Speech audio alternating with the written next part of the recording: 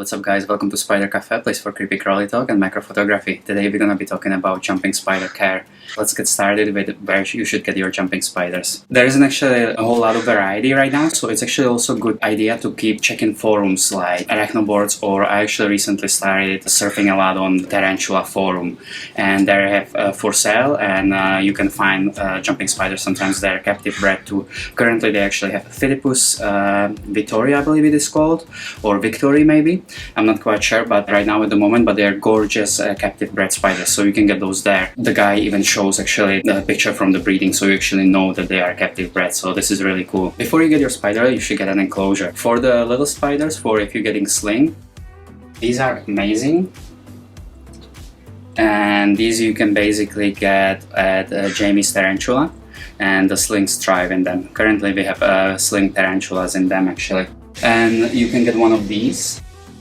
These are for the larger species. They have a really good ventilation, but you can also put your sling in it, because when you feed slings, you feed them with fruit flies, and the fruit flies don't get through these meshes, so they're actually excellent for slings too. And basically one thing that I recommend is we actually have a jumping spider in this one, and as you can see there's a lot of places to hide, a lot of places to climb, there's some color in it, because they actually are stimulated by colors, and they also stimulated by like places, you know, if they can hide, if they can explore. This is just part of their personality, so if you want your spider to thrive, I definitely recommend adding some color, adding some, you know, like I said, places to hide, and etc. Here we keep our Phidippus Tux. She's actually kind of small, but you know, she's doing great in this. So I already a little touch up on the sling care. Basically, when you receive your spider, judging by its size, you need to decide what kind of food. Initially, when they're tiny, I recommend just fruit flies, because those are harmless, they won't hurt your spider. When they get a little bigger, you can feed them small crickets, but we usually still just get flies. I get our flies from mantidsplace.com. She has a really good shipping and really good hatch rate. So a lot of the flies actually hatch. When I receive spikes with like 100 flies, maybe like 90 of them actually hatch. So that's really good. This is something that you want. Depending where your spiders come from, I recommend misting one side of their enclosure basically daily. Spray away from the spiders, because they have open lungs on their bellies, so they could actually drown in a very little amount of water. So just spray away from them, and they will go and they will find the traps, and you know, they'll drink if they need to. So for adults, basically if you get one of the larger condos, you can keep them in there, and they'll do just fine in those. If you want something a little bigger, see right here we have a little butterfly habitat.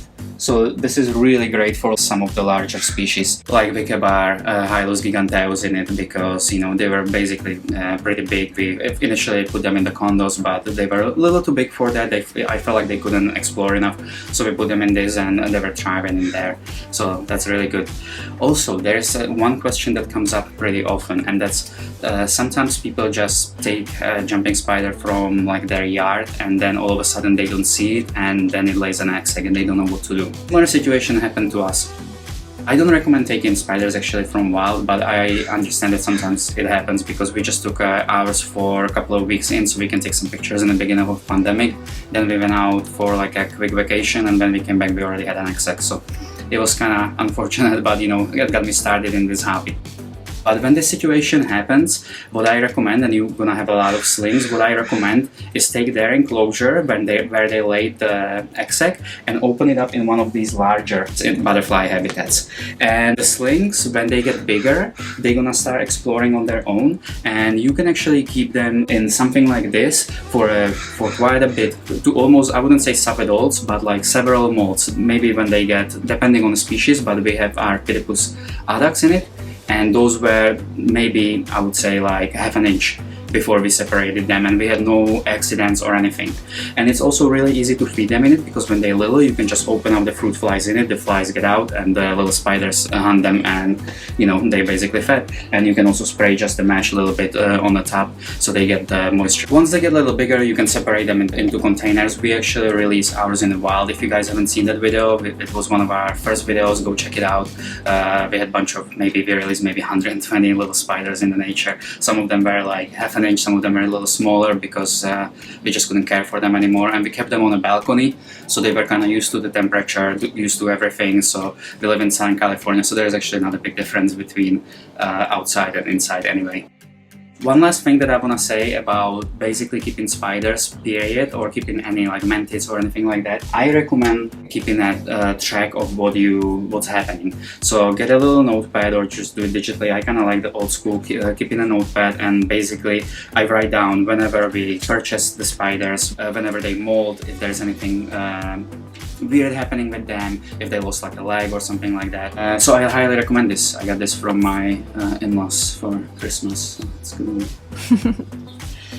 Okay, and so the adults, we feed basically the same. We feed them blue butterflies that, like I said, I get from Mantis Place, but there's a lot of other places that you can get from.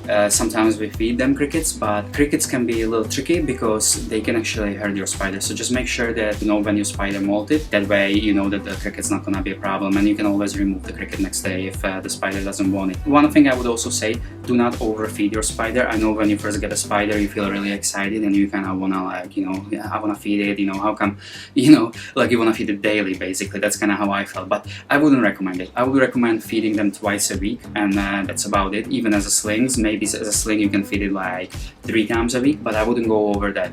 You also shortening their lives if you overfeed them, and maybe it's a myth, you know, but I read somewhere with specifically with jumping spiders, if you overfeed them, it shortens their lives. So I don't know, can't really tell you if that's completely true, but you know, that's what I read somewhere. Alright guys, I hope you enjoyed this video.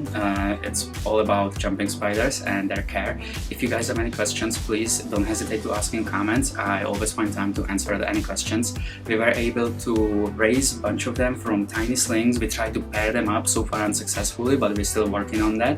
And we kept several different species. So also always remember, pending or where your species is from, you wanna kind of adjust any of the care tips that I just gave you. So if you have a species that comes from tropical area, you probably want to mist it definitely daily, you know, if maybe not more often. Maybe you want to keep a little bit of a damp substrate at the bottom to increase the humidity. And so if you guys like this, if this helped you, please remember to subscribe, hit the notifications button, hit the like button, and I'm gonna see you in the next video. Alright, ciao!